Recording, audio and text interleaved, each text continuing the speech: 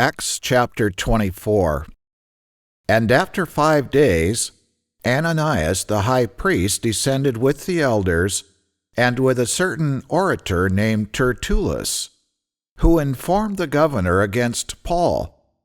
And when he was called forward, Tertullus began to accuse him, saying, "Seeing that by you we enjoy great quietness, and that very worthy deeds are done to this nation by your providence, we accept it always, and in all places, most noble Felix, with all thankfulness.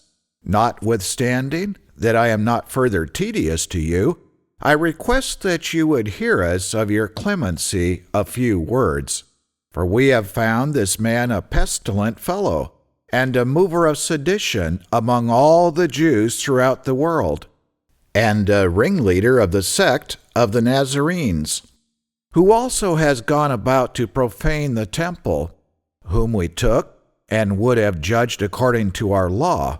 But the chief captain, Lysias, came on us, and with great violence took him away out of our hands, commanding his accusers to come to you, by examining of whom yourself may take knowledge of all these things, whereby we accuse him.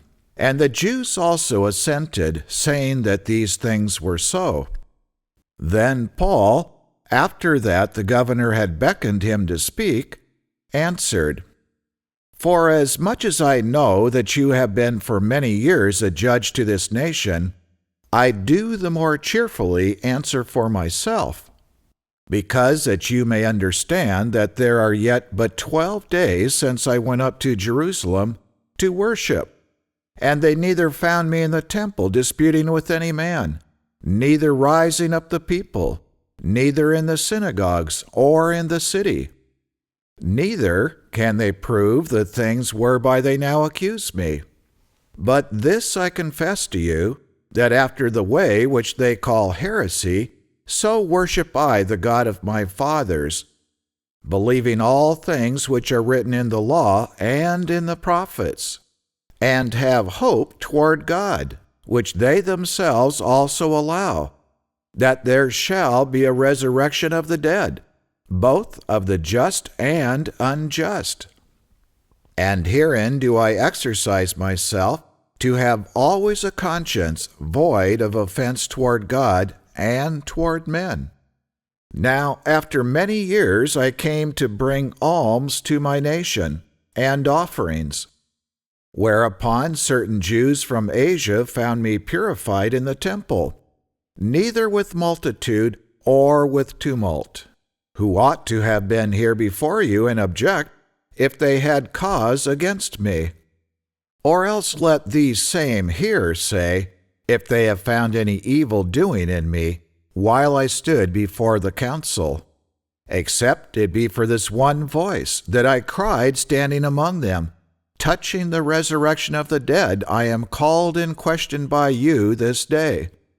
And when Felix heard these things, having more perfect knowledge of that way, he deferred them and said, "When Lysias the chief captain shall come down, I will know the uttermost of your matter."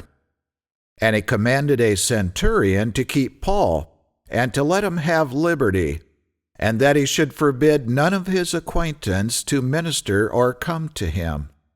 And after certain days, when Felix came with his wife Drusilla, which was a Jewess, he sent for Paul and heard him concerning the faith in Christ.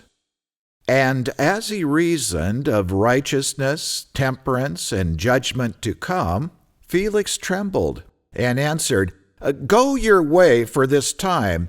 When I have a convenient season, I will call for you." He hoped also that money should have been given to him by Paul, that he might loose him. Wherefore he sent for them more often and communed with him. But after 2 years, Porcius Festus came into Felix's position, and Felix, willing to show the Jews a pleasure, left Paul bound.